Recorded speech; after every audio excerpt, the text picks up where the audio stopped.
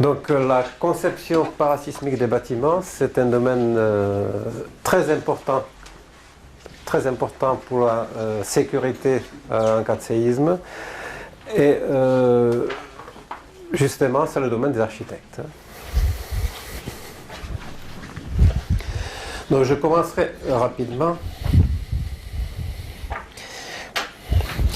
par une petite introduction en soulignant que les tremblements de terre sont inévitables, ça c'est clair, il y en a eu, il y en aura. Donc ils entraînent des pertes à la fois humaines, de patrimoine et d'activité. Mais ce qui est tout à fait évitable, ce sont les destructions. Donc l'effondrement des bâtiments est tout à fait évitable, on sait comment faire, et si on le souhaite, on peut faire un bâtiment dont on est sûr qu'il ne jamais il ne s'effondrera. Donc c'est tout à fait faisable. Si des bâtiments s'effondrent, c'est parce qu'on n'a pas fait ce qu'il fallait. C'est tout, c'est simple. Et ce n'est pas compliqué comme domaine, il suffit simplement de le faire. Alors, je commence, comme on m'a demandé, de parler quand même de la réglementation. J'ai vu que ça a été déjà présenté par Georgia Poursoulis. Je vais donc la survoler. Je vais quand même présenter le cadre dans son ensemble. Donc, j'aimerais quand même souligner que les pertes en vie humaine sont dues à plus de 90% à l'effondrement de bâtiments. Quand on est à la campagne, comme cela, en se promenant, il y a très peu de chances qu'un tremblement de terre puisse nous faire perdre la vie. C'est seulement si un glissement de terrain, des effets dits induits. Conclusion, pour prévenir donc ces pertes en vie humaine, il faut construire parasismique. S'il faut construire parasismique, c'est qu'il faut une réglementation. Qu'est-ce qu'elle doit dire? Elle doit dire où? C'est-à-dire qu'il faut un zonage.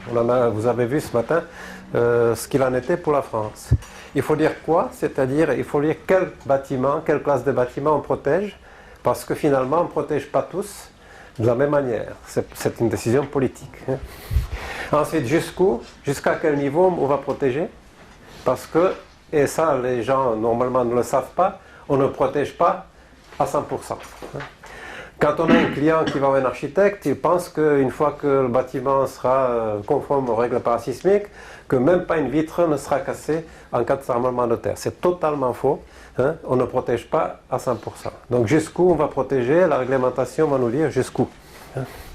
Et puis comment? Donc ce sont les règles parasismiques, qui est un document technique, et qui est rendu obligatoire ou non par la réglementation.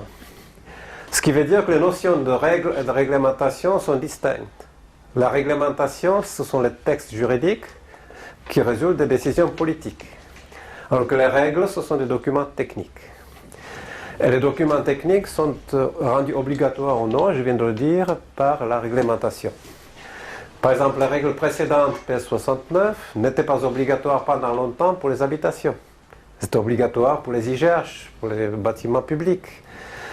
Pas pour les habitations. Donc c'est une réglementation, une décision politique qui décide si tel et tel document technique est obligatoire ou non. Pour les ponts, actuellement, par exemple, ce qui est obligatoire de par la réglementation, ce sont des recommandations, puisqu'il n'existe pas de normes. Alors que les règles parasismiques pour les bâtiments, c'est une norme. Donc n'importe quel document peut être rendu obligatoire par la réglementation.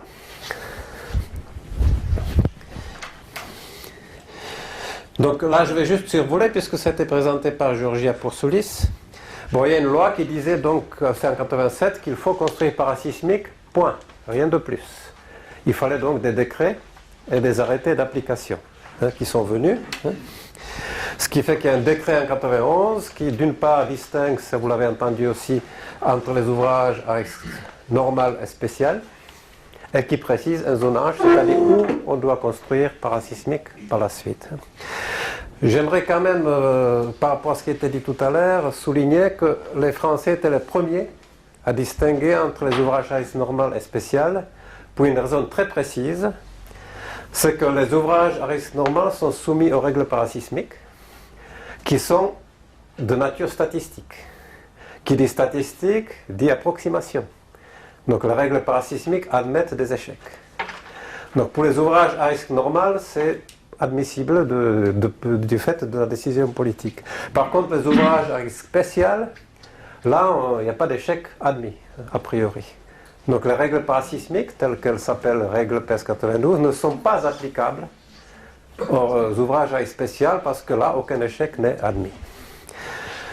Juste, je rappelle, les ouvrages à risque normal, ce sont les ouvrages dont les dommages affectent le bâtiment lui-même et pas l'environnement. Alors que les ouvrages à risque spécial, même des dommages mineurs, avec des fuites, par exemple, de produits toxiques, peuvent causer des préjudices à l'environnement. C'est ça la distinction. Donc un hôpital, c'est très, très précieux, mais il ne touche pas l'environnement, donc c'est un ouvrage à risque normal.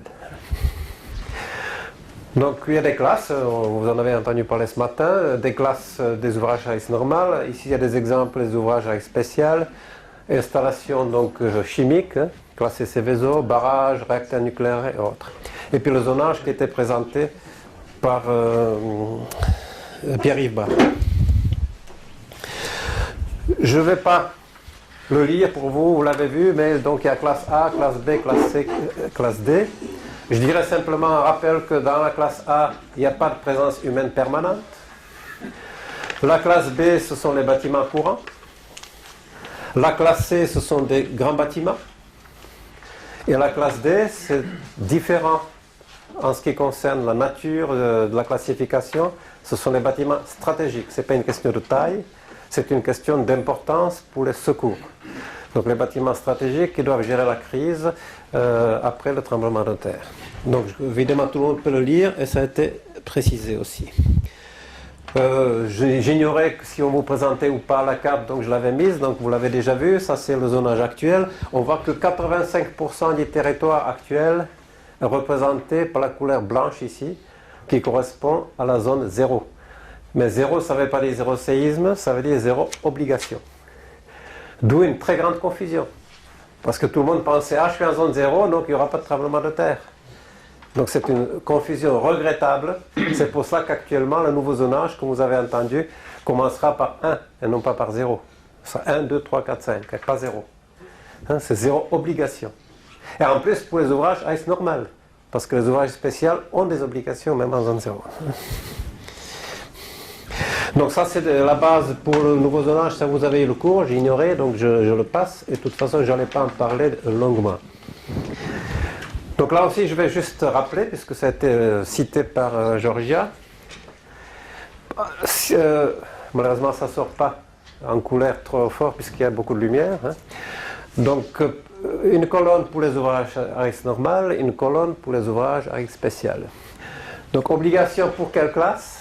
On voit c'est pour les classes B, C et D seulement. Donc les ouvrages où la présence humaine n'est pas permanente n'ont pas d'obligation d'être conformes aux règles parasismiques. Et dans quelle zone ? 1A, 1B, 2, 3, c'est-à-dire la zone 0 n'y est pas, puisque je disais 0, ça veut dire 0 obligation, et en plus pour les ouvrages à risque normal. Parce que les ouvrages à risque spécial, en zone 0, c'est y compris zone 0. Puisque c'est une zone où les séismes forts sont rares. Ils peuvent s'y produire, la période de retour statistiquement elle est longue. C'est pour cela qu'il n'y a pas d'obligation pour les ouvrages à risque normal. Mais comme on ne prend aucun risque, théoriquement aucun risque pour les ouvrages à risque spécial, même là, même si c'est des séismes qui arrivent tous les 5000 ans, 6000 ans, ça peut tomber demain quand même, il y a obligation de protection. Quelles obligations? Donc là, on a vu que, enfin je l'ai dit, la protection est statistique et probabiliste, donc elle admet des échecs. Alors qu'ici, elle est déterministe. Je vais quand même donner plus de précision. J'ai demandé à Pierre-Yves Barre qui m'a dit qu'il n'en a pas parlé. Je vais donc le préciser puisque le reste a été dit. Donc, quelles règles aussi pour les ouvrages à risque normal, on applique les règles actuellement PES 92 et à partir de 2010, l'Eurocode 8. Alors que la protection sur mesure, déterministe donc sur mesure, pour les ouvrages à risque spécial. Donc je vais quand même comparer cela. Donc là on a des données forfaitaires, on dit dans telle zone on protège à tel niveau au point. Comment on fait pour les ouvrages à risque spécial? C'est qu'on doit dimensionner de telle sorte à ce que l'ouvrage fonctionne, c'est même son process qui fonctionne pour le séisme majoré, pardon, pas majoré, pour le séisme maximum historiquement vraisemblable. C'est quoi ce séisme-là? C'est là qu'on voit le niveau de protection. C'est qu'on prend le séisme maximum historiquement connu. C'est-à-dire tel et tel siècle, 14e siècle, il y a un tremblement de terre de telle importance à tel endroit. Ensuite, on considère que puisqu'il s'est produit là-bas, si c'est la même zone dite sismotectonique, c'est-à-dire là où on a les mêmes sources de séisme, c'est comme ça que c'est découpé le territoire dans ce but-là, on dit mais à ce moment-là, si c'est produit là-bas, il peut se produire ici aussi. Donc à l'intérieur d'une même zone où les séismes ont la même cause, qu'on appelle province ou domaine sismotectonique, on considère que le séisme peut se produire même sous le site.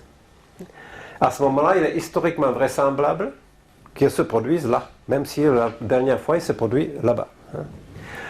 Et on dimensionne donc pour le séisme maximum connu qui peut se produire au plus près, et l'établissement doit fonctionner.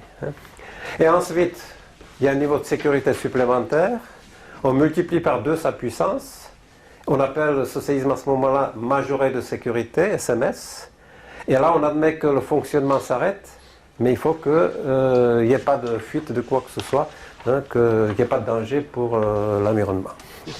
Donc c'est très contraignant, et donc on voit que cette distinction en 91 qui a été faite, elle est essentielle. Elle est essentielle parce que la protection n'a pas du tout le même niveau dans les deux cas. Et contrairement à ce que pensent les gens, on n'est pas vraiment protégé contre le séisme majeur s'il se produisait juste à l'endroit où on a sa maison, donc quand on est conforme aux règles parasismiques courantes. Et on va voir pourquoi d'ailleurs.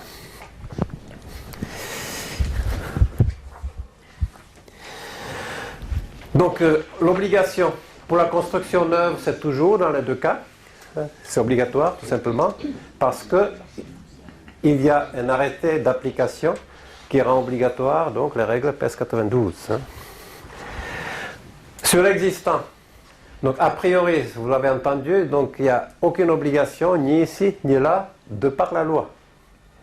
Alors si un établissement dangereux est réhabilité parasismique, c'est parce que peut-être il y a une pression de la population, que les élus ont fait pression aussi pour que le propriétaire le fasse.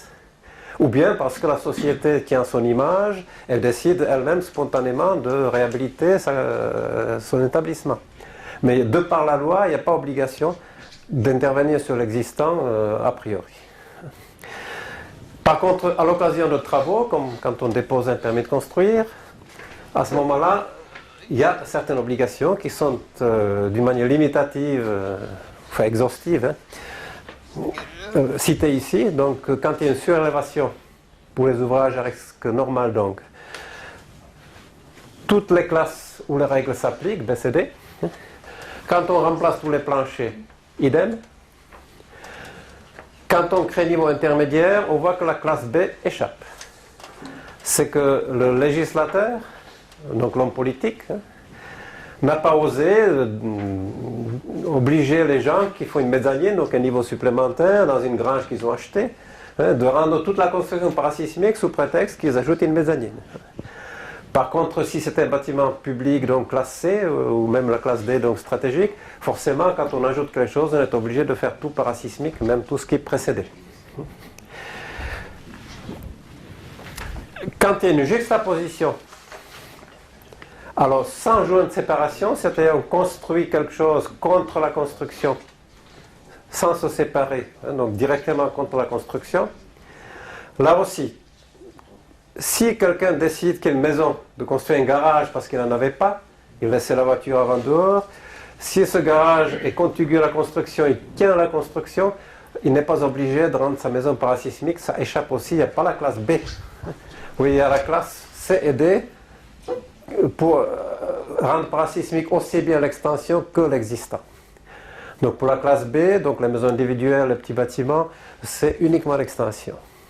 Maintenant, quand il y a un joint de séparation, ça veut dire que mécaniquement, en cas de séisme, l'ancien et le nouveau bougent chacun comme il veut, sans incidence mutuelle, à ce moment-là, l'obligation ne porte que sur ce qui est nouveau, pas sur l'existant.